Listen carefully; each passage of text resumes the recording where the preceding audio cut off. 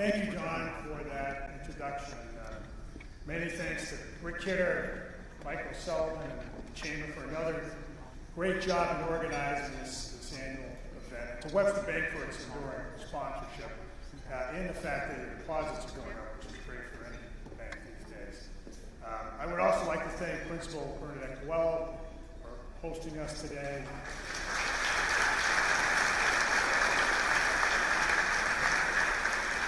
And Sue Richard and the Bedford Cable Access team for that really exciting video. Nice job, guys. As well as New Bedford High School Select SSA Chorus and Jazz Choir for their great performances that we just heard.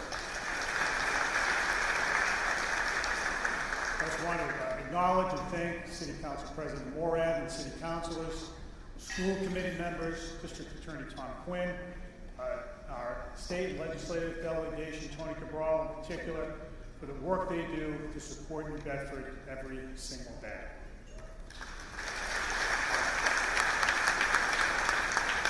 So I'm pleased that my wife Ann could be with me on this occasion, and I will seize the opportunity to proclaim for everyone just how proud I am of the work she does for women who have been diagnosed with breast cancer, through both her direct care patients and her leading research.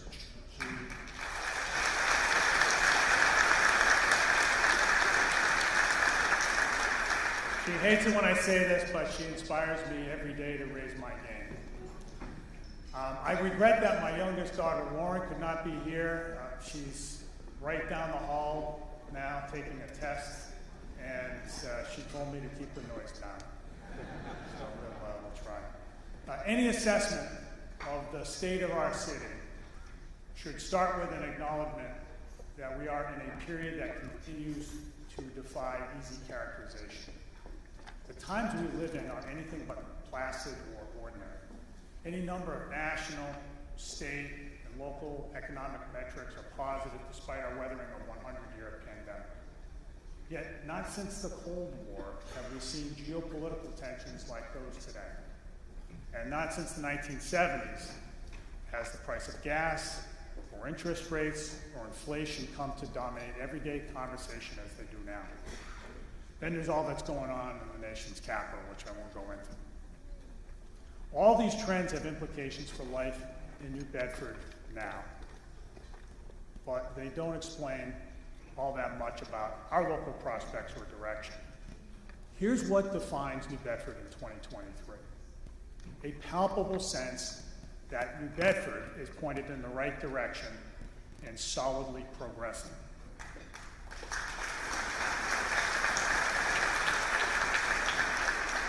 I have no doubt that in the long history of our city, 2023 will come to be seen as a year marked by the fulfillment of long-standing goals, big goals, whose positive consequences will matter for a long time to come. To be sure, we've talked about the improvement of the conditions we live in. Looking back over a decade, looking back all the way to a decade ago, the chronic symptoms of post-industrial decline were plain to see. Double-digit unemployment, precarious city finances, a school department under state monitoring, and a general sense that the city was unsafe. And here we are today with neighborhoods that are safer and cleaner, schools that are running the way they should, a higher and more stable bond rating, thousands more people with steady jobs, and a population back over 100,000. But 2023 is most notable because this year we will have completed, or are about to complete, things that long seemed daunting, if not impossible. First and foremost, there's the offshore wind industry. We've worked tirelessly over the last decade to position New Bedford to become a leader in the industry because I believe it could create jobs here the way it did in port cities in Northern Europe. My assurance is that the industry would eventually take hold here, despite all the highly publicized setbacks in the U.S. Increasingly, we're met with this waiting for Godot skepticism, often with a look of, yeah, okay, Mayor. Okay, that's coming. Well, I am proud to report that later this month, the first components for America's first commercial-scale offshore wind project will arrive at the New Bedford Marine Commerce Terminal.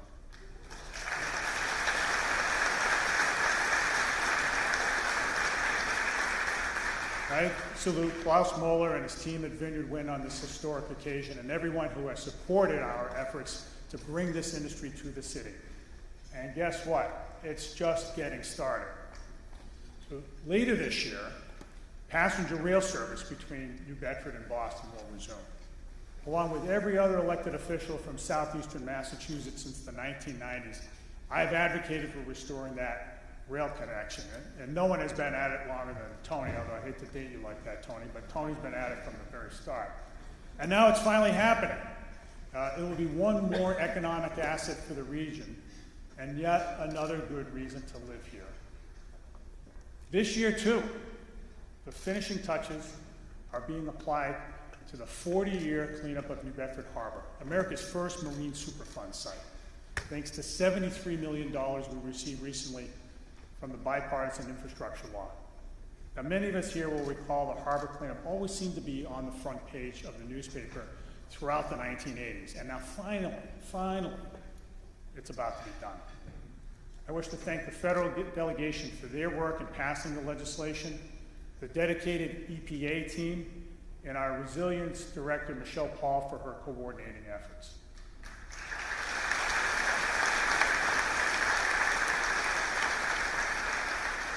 Now, once the cleanup is over, we can proceed with the long-planned Riverwalk project, which will open up the north end to the Acushnet River, and that will be really, really cool. Then there's the Eversource site.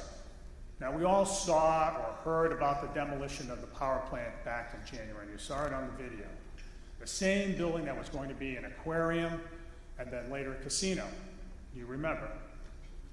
I wish I had a dime for every time someone said to me, hey, what's going to happen to that site? Well, now we know the answer. And thanks to the investor group headed up by Andrew Saunders and its partnership with the city, later this year it will be buzzing with activity as an offshore wind deployment site. It's getting done.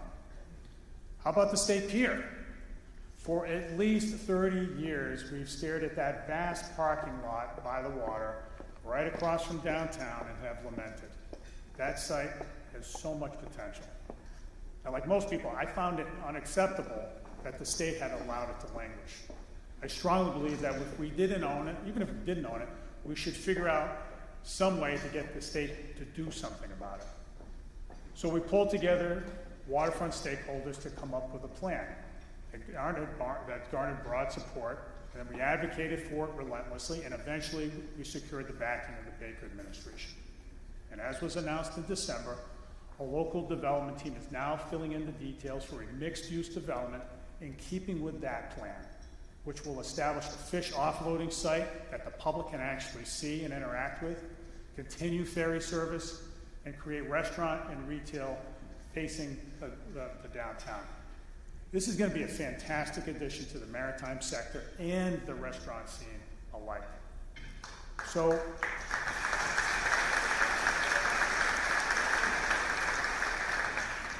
yes, all these strategic initiatives are coming to fruition. And oh, by the way, that's not the whole list for 2023, I have to say. The restored First Baptist Church will open as a performing arts venue later this year. Bristol Community College's National Offshore Wind Institute, America's first offshore wind training institution, will open its doors on the waterfront later this summer. Nice job, President Laura Douglas.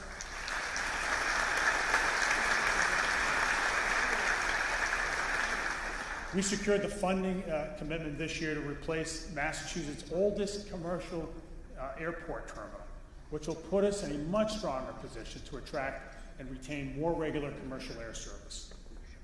After 5 years in dry dock, the Ernestina, as you saw, the official ship of the Commonwealth of Massachusetts, just returned to New Bedford, fully restored. And then there's the bridge. By a show of hands, who's ever been stuck on the bridge? Okay, I don't even have to say the name of the bridge. We all know what I'm talking about. The New Bedford-Fairhaven Bridge has been obsolete for decades, causing traffic jams and choking off development in the Northern Harbor. I actually wrote a term paper in college calling for the bridge's replacement, And I know that I am not a recent college grad. It's been that long. But since we last met like this, our advocacy finally worked. The state has begun a for-real planning process that puts the bridge on the pathway to replacement. So that's a long list, but it's kind of the point. This year marks the culmination of years of effort by a whole lot of people on stuff that will have changed the trajectory of the city. And any one of these projects in a given year would be a big deal. And so it's really exciting to see it all come together.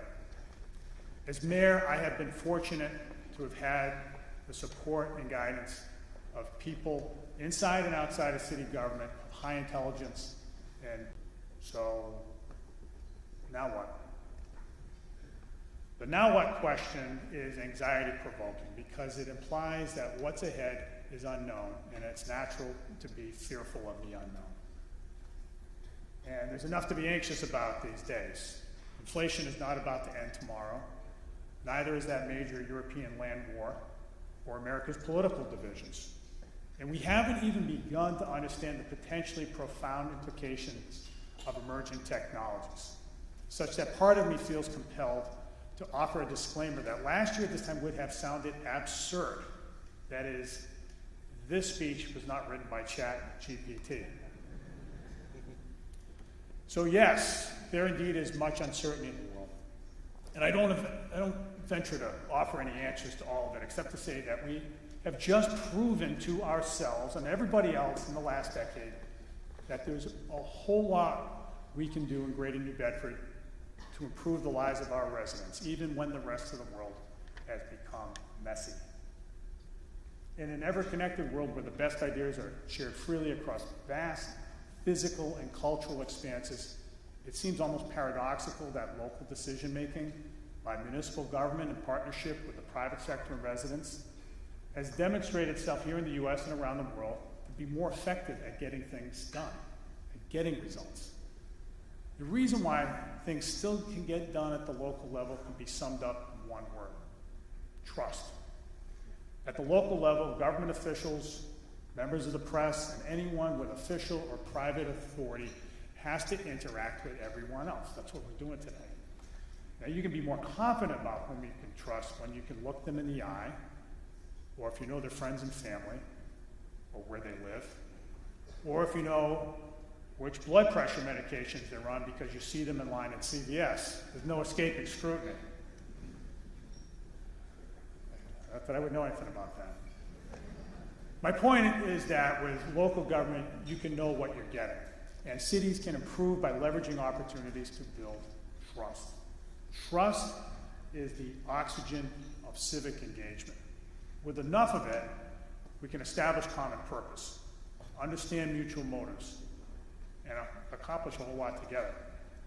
So the answer to the what now question is we should keep doing what we're doing. Together we're always building that city we envisioned. A city that is the cultural, economic, and political center of a distinct and proud region. A city with a diverse economy that offers opportunity for everyone who seeks it. A city with a highly caring, professional, and efficient municipal government that commands the confidence of taxpayers. A city recognized for its physical beauty, cultural richness, and the compassion of its residents, and where everyone feels like they belong. Our work toward this common vision entails 3 lines of collective effort. First, we must make the most of our competitive advantages to attract and grow capital to create job opportunities for our residents. Second, we must nurture a high quality of life, both as an end in itself and as a means of attracting investment. And third, we must reinforce our sense of place, which energizes us to do the work to improve it. Let's take a look at where we are in each one. So, no city can sustain itself in the long run if it isn't economically competitive. It bears emphasizing that we in Greater New Bedford are competing in a global economy for investment and jobs. And if we don't compete effectively, they'll go elsewhere, as our city has come to realize the hard way over the years.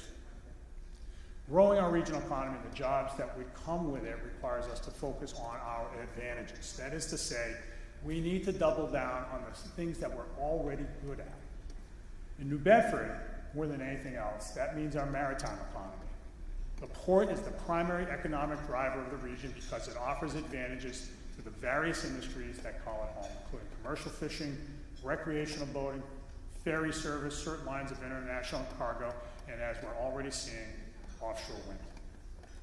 The impending arrival of offshore wind has enabled us in recent years to secure public and private investment in the port, the likes of which we have not seen since the whaling era. There have been hundreds of millions of dollars of port investment over the last several years, with more to come, all to support the fishing, wind, and other maritime industries. The construction cranes and barges up and down the waterfront these days, and for years to come, are emblems of growth and job creation.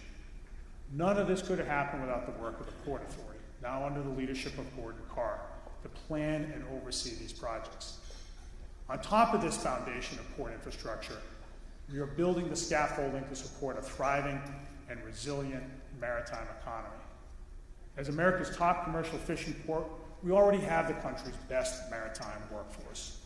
But thanks to Bristol Community College, Mass Higher Grade New Bedford, and Greater New Bedford Voc Tech, we're creating more formal pipelines of workers to support the competitiveness of all these industries. The Port Authority also helps shape national and state policies relevant to our maritime businesses. It is a leading voice for national fishing policy, and it has been instrumental in the effort to reduce conflict between the fishing and offshore wind industries in federal waters. Along with the New Bedford Ocean Cluster, it has advocated most notably for state policies to promote offshore wind development here through the state's electricity solicitation process. And on this front, I want to thank Governor Healy for her announcement just yesterday that essentially adopts our position concerning these incentives. I have no doubt that it's going to lead to more investment here. And one of the reasons why the port has been successful, from the whaling days to our present preeminence in fishing, is that it has always been a center of innovation. Through the work of the Ocean Cluster, headed up by Jen Downing and chaired by former Mayor John Bullard, we are helping to create new platforms in which innovation can occur by connecting operating companies, entrepreneurs, and research institutions, and providing support necessary for business formation.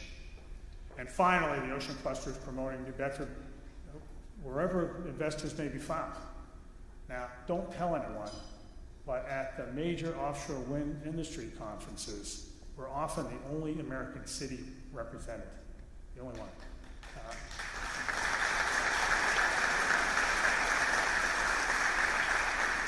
So keep that under your hat. And investment is starting to arrive as a result, and more will. So again, our goal, simply stated, is to establish New Bedford as the top blue economy city on the East Coast.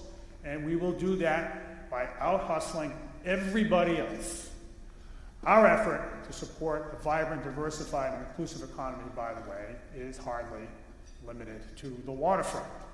Our anchor institutions are on solid ground. The Zeiterion Theater, the Whaling Museum, and the Whaling Museum are planning major renovations, and we're contributing to long-term investments at the zoo, the Roach Jones Duff House, the James Arnold Mansion, and the Bedford Heritage Museum, all pillars of our cultural economy.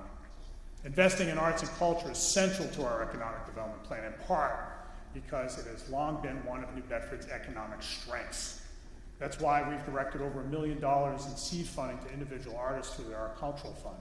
And it's no surprise that thanks to the work of our creative strategist, Margot Saulnier, and the city's numerous working artists, that New Bedford was recognized this year by Americans for the Arts with its National Leadership Award.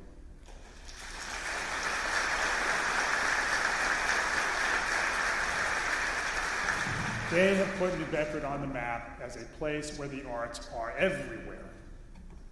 The city's artists themselves are small businesses, and to a person, they would tell you that no local economy can succeed if it isn't fertile ground for small businesses. Using federal relief funds, we've sought to help accelerate the emergence of small businesses from the pandemic and its fallout. In particular, Derek Santos and Ramon Silva, the EDC, with the support of its chairman, Tony Sapienza, have launched 2 new programs, MB Forward and MB 100, to help existing businesses get back to normal again, and to provide seed funding to get new ventures off the ground. And both programs are already having an impact. In addition, the storefront improvement program is beginning to bear fruit. You're seeing new facades like those at Coastal Provisions, Tia Maria's, and the West End Grill come online, with many more on their way. A total of 75 across the city are in line to receive funding, whose facelifts will energize those businesses themselves, but also the neighborhoods they operate in. I want to thank the entire City Council for their support of small businesses, and in particular, Council Jean Abreu, Maria Jester, Scott Lima, and Brad Markey for their support of these efforts to cultivate small business.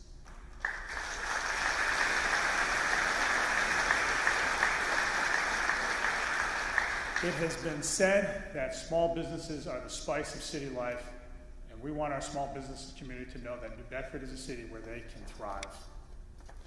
It bears noting, too, that our largest manufacturers, such as Joseph Abboud, the Acushnet Company, and Precise, are all having strong years. South Coast Health is in terrific shape right now under Ray Kruger's leadership. Meanwhile, we're getting the advanced manufacturing campus back on track at the municipal golf course as we reconfigure the layout and review potential zoning changes. Despite its many hurdles along the way, we are going to make that project happen. Now, on the matter of manufacturing, I want to give a special shout out to Ken Joblin, the CEO of Brittany Dye. Since World War II, his company has been the best in the world at finishing fabrics for the military. When Ken learned last year that the city would be welcoming refugees from Afghanistan, he called me and he said, "Tell them I have a job for them. I want to help." Since then, he's hired no fewer than 10 of the refugees, and that steady income has enabled them to get a firmer footing in the United States.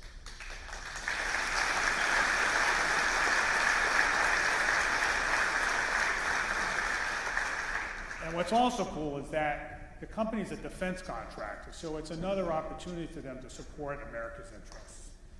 So please join me. You guys clapped prematurely, so this is the... Please join me now in thanking Ken for throwing his doors open to these newest Americans.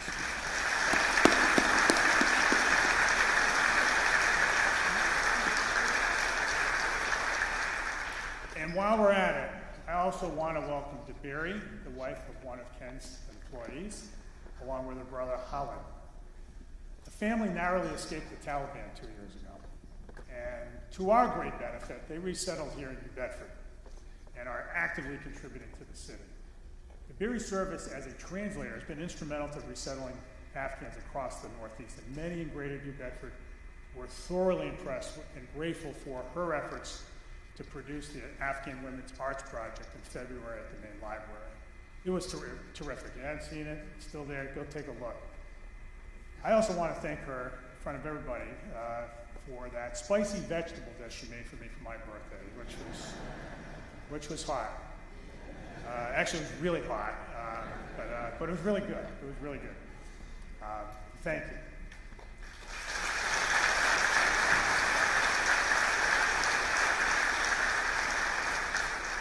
So the second pillar of our strategy concerns the city's quality of life. Successful cities provide services that enable the well-being of their residents. The starting point, of course, is to secure their physical safety. The fallout of the pandemic has posed unusual challenges on public safety agencies across America. In particular, police staffing levels have fallen to their lowest point in decades across urban America, and New Bedford is no exception. The recent backlash against policing has prompted many officers to retire early or to leave for suburban departments, and it has driven the pipeline of new recruits. In many cities, this has contributed to a dramatic surge in gun violence. I'm grateful to report that that has happened here, but there is work to be done.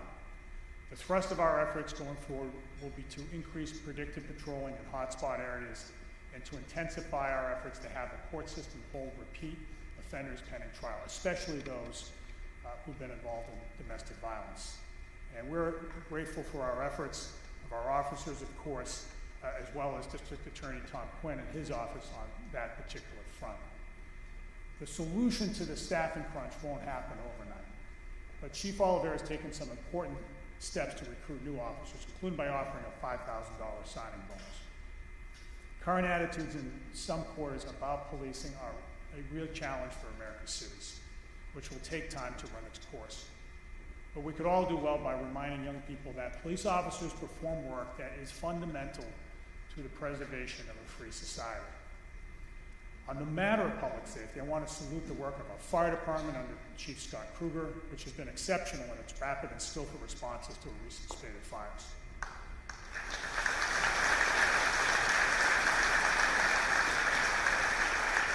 And the same can be said for the life-saving work of our EMS department under Mike Thomas, as well as fire victim assistance by community services under Cynthia Walquist and emergency management under Brian Nobriga. Theirs is a strong team. They've saved a lot of lives.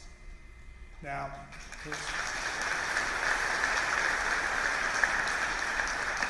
for all of our public safety services, as you saw in the video, we just committed over $1 million in investments in equipment, facilities, and training. All three agencies are completing strategic planning processes. And with these new investments, they are really well positioned. They're going to be very well positioned to take on the challenges in the years ahead. Their work will continue, I should note, continue to be complemented by the Neighborhood Task Force under John Floor and Lindsay Carter Montero, and Inspectional Services under Dana Romanowitz, whose enforcement together ensure that landlords take responsibility for the product, which is so everything else. To support the work of the health and great opioid task force. The pandemic stole the headlines from the opioid epidemic for a while. But the reality is that the isolation caused by the pandemic led to more addiction. We are committed to an approach that will prevent addiction in the first place and get people back on track to a more functioning life. Now, any conversation about the city's quality of life these days would be incomplete without turning to the issue of housing. It used to be only a big city issue, and now it's an every city issue. Far too many people are getting squeezed out of their apartments, and housing prices, even as they've somewhat leveled off, are far higher than they were before the pandemic, and it's happening all across America. Although housing prices are being driven largely by national economic forces, we need to promote housing production to stabilize prices here. And that's what the housing plan we just announced last month is about. I would like to thank Josh Amaral and his team for putting together that very comprehensive piece. Now,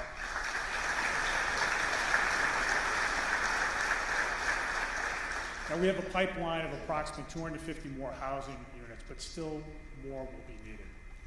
And we will speed permitting, get vacant properties back on the market, and expand incentives for new housing construction to increase the number of units coming onto the market. And that's what's going to do it for us in the long run. But everyone should be clear about something. The housing crunch in Greater New Bedford is a region-wide problem. New Bedford suburbs need to do their part.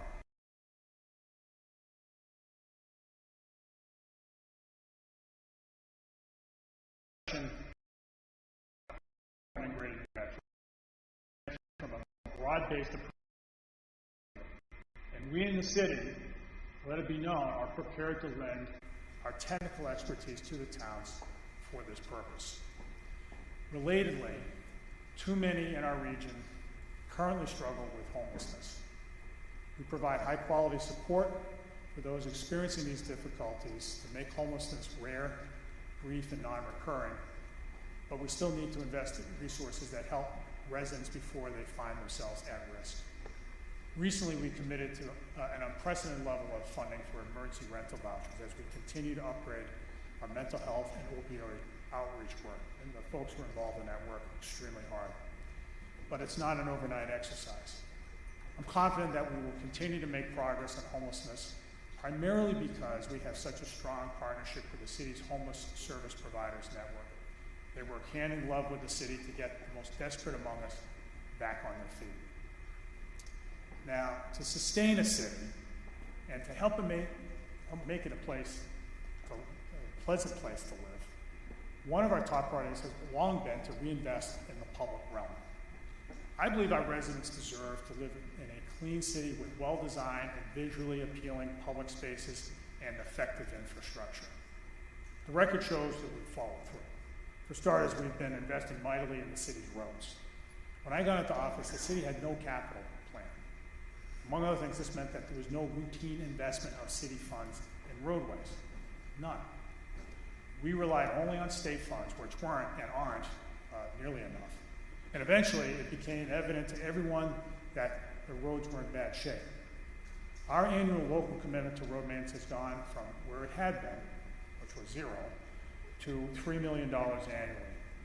We're playing catch up, but the progress will eventually become plain for everyone to see.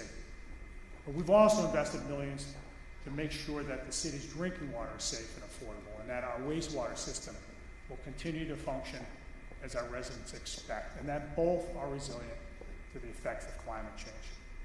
I want to thank Jamie Pont and his team for their thorough and diligent management of these major infrastructure investments above and below ground.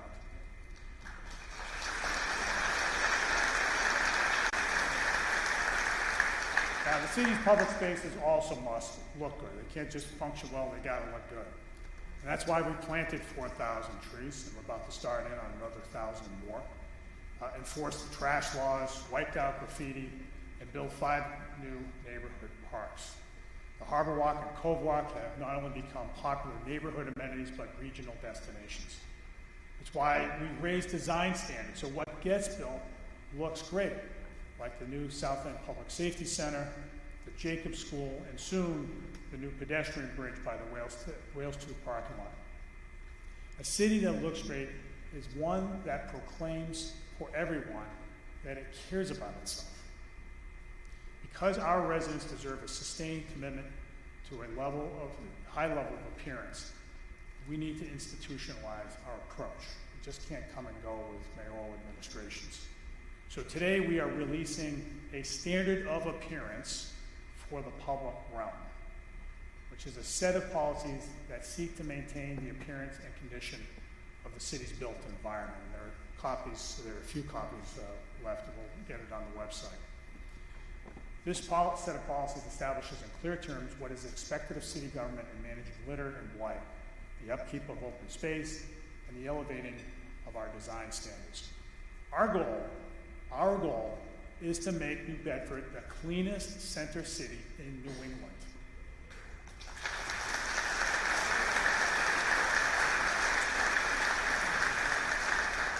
I believe we can do it. And frankly, we're already pretty far down the line. But if we work together, we can make it happen. But it'll depend on this. As the policies make clear, residents need to play an active role. City government, after all, isn't a maid service. We're not going to mow your lawn or trim your hedges. And it is too much to expect residents and businesses to keep up their own properties. As in nearly every city, everyone's property is conspicuous to everyone else. They're all right there. So, and it's also not too much to ask residents to let the city know when something needs to be addressed. Now, with these mutual obligations in mind, the new policy, in effect, proposes a covenant between municipal government and residents. Each must work with one another to sustain an appearance about which we can all be proud. Now, to make it easier for residents to discharge their end of the bargain, I am also announcing today that the city will adopt a 311 system. By this time next year, residents will be able to dial 311 and request non-emergency public realm services, potholes, fallen tree branches, graffiti. I believe that 311 systems shouldn't just be for big cities. Ours will enable our residents to work in tandem with the city government to sustain an appearance that our residents deserve. Now, to provide these services effectively, we of course need to manage our finances wisely. Despite our being able to maintain a strong bond rating, and even though we've been able to ease the pressure temporarily with the use of federal ARPA funds, money remains tight. There are many reasons for this, and I'll have an opportunity to offer greater detail in my budget address in 2 weeks. But it should come as no surprise that inflation has hit municipal expenses, especially salaries, and that we've struggled to fill important positions as a result. As we've discussed many times before, the rise of pension and healthcare obligations are crowding out our ability to pay for core city services, and they have imposed too much on taxpayers. Together, these two obligations, pensions and healthcare, will rise $4 million from last year, just 1 year. Healthcare is going up by 10%, and those increases are projected to continue over the next several years. So it's unsustainable. I am committed to working with the council so that the city can manage these obligations, but we can't avoid tough choices. Let me talk about our schools. Our city's quality of life, as well as its economic competitiveness, central to both of them, is our ability to offer our city's children pathways to opportunity through our public schools. The New Bedford public schools have come a long way in the last few years. The days when the needs of adults were put before children have receded in the rearview mirror. We now have a school system that is clearer in its academic goals, manages taxpayer dollars reliably, and has raised the standards of academic instruction. There have been long-needed changes to collective bargaining agreements, a revamped curriculum, and major upgrades to facilities, including this gym you're in.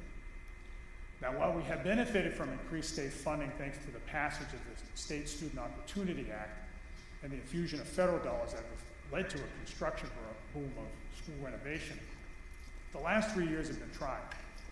More than any other aspect of city operations, the pandemic disrupted classroom learning. It will take some time to recover from the learning loss and the emotional strain borne by students. I want to thank Superintendent Anderson's steady leadership throughout his entire tenure.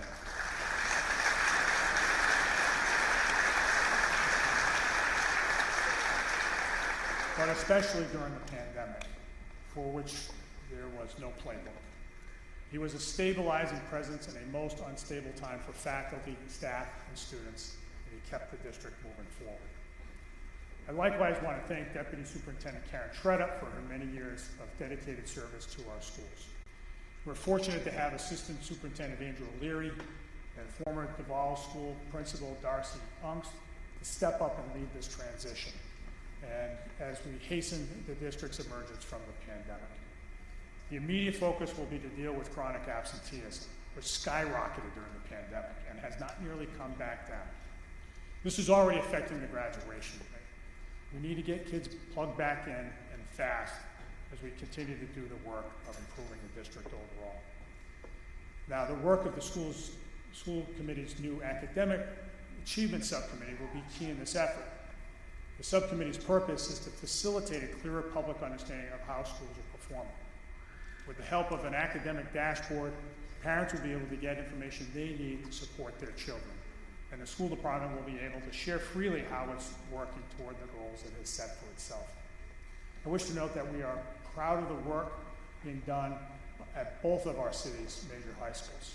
Under Bernadette's, always on a first-name basis, under Principal Coelho's steady leadership at New Bedford High, the passing rate on advanced placement tests still remains strong, and students continue to compete successfully for admissions to America's top colleges. 2 more kids to Harvard in the senior class this year.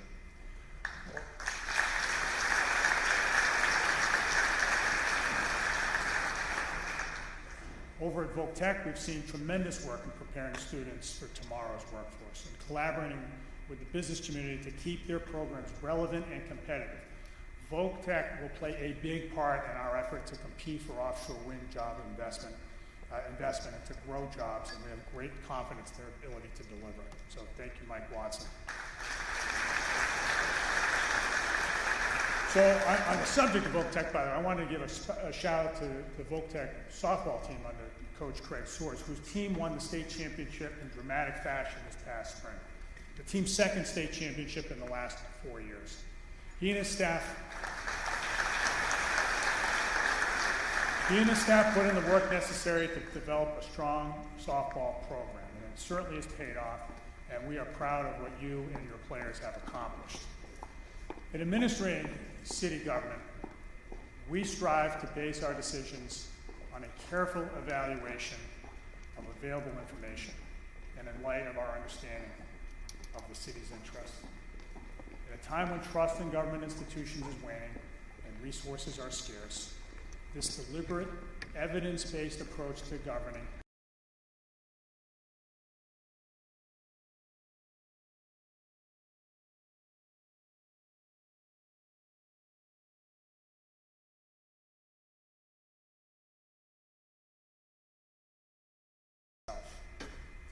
I do what I do because I love New Bedford. And if you are here today, for certain you do too. Sometimes we beat ourselves up a little too much or are willing to accept the knee-jerk judgment of others. But make no mistake, New Bedford is a special place in America.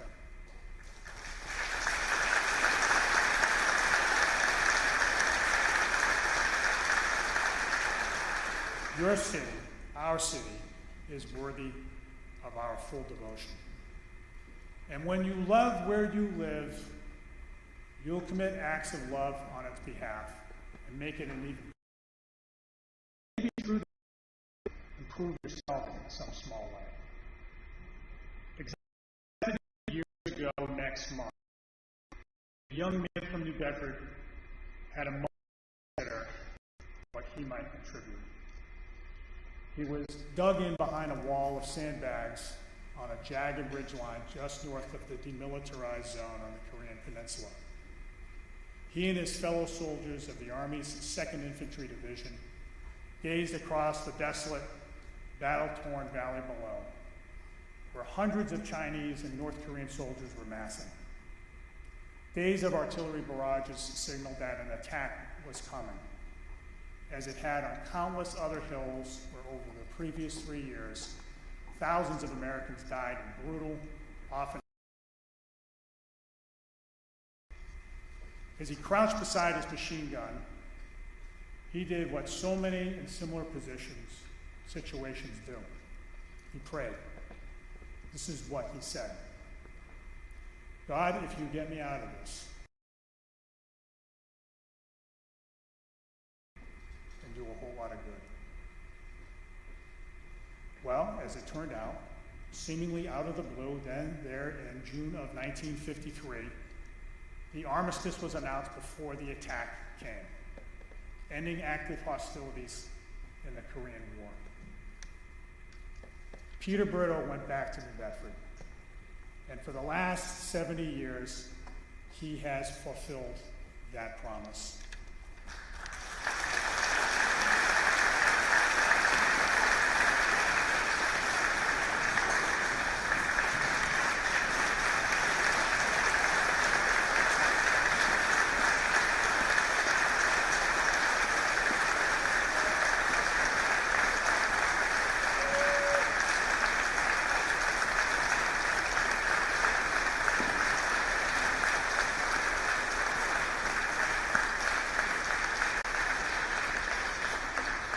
Now, Peter, I got to tell him what you did. Peter's name is synonymous with youth basketball in the city of New Bedford. Mr. Brito, as he is widely known, ran the Monty Park League for over 30 years and the New Bedford Youth United League for years afterward. He coached pretty much everywhere in the city at some point along the way. The Boys and Girls Club, the CYO, the Old Bay State League, which I used to play in, and various other leagues. His annual tournaments at Monty's, which continue today on the court that bears his name, have always been a major summer event as they brought teams from New York, Boston, and Cape Verde to match up against New Bedford's best. But for him, it's never been about winning or losing games. It's been about the kids, boys and girls. He used basketball as a teaching tool, an instrument through which players, many of whom had little to fall back on, could learn perseverance and teamwork, which was much more important than their free throw percentage. He is revered by many in our city across generations because he unfailingly has led with his values, and treated every kid like his own. And now, I ask everyone to join me in thanking Peter for making his city a stronger place, one child at a time. Thank you.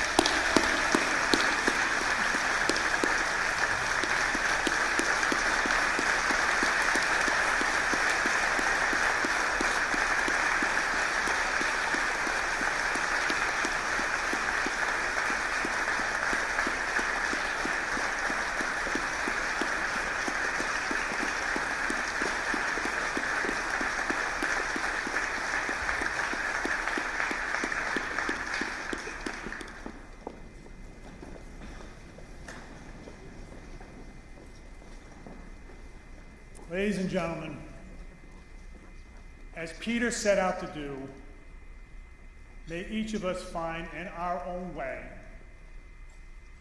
to do a whole lot of good for the city we love. Thank you, and God bless the city of New Bedford.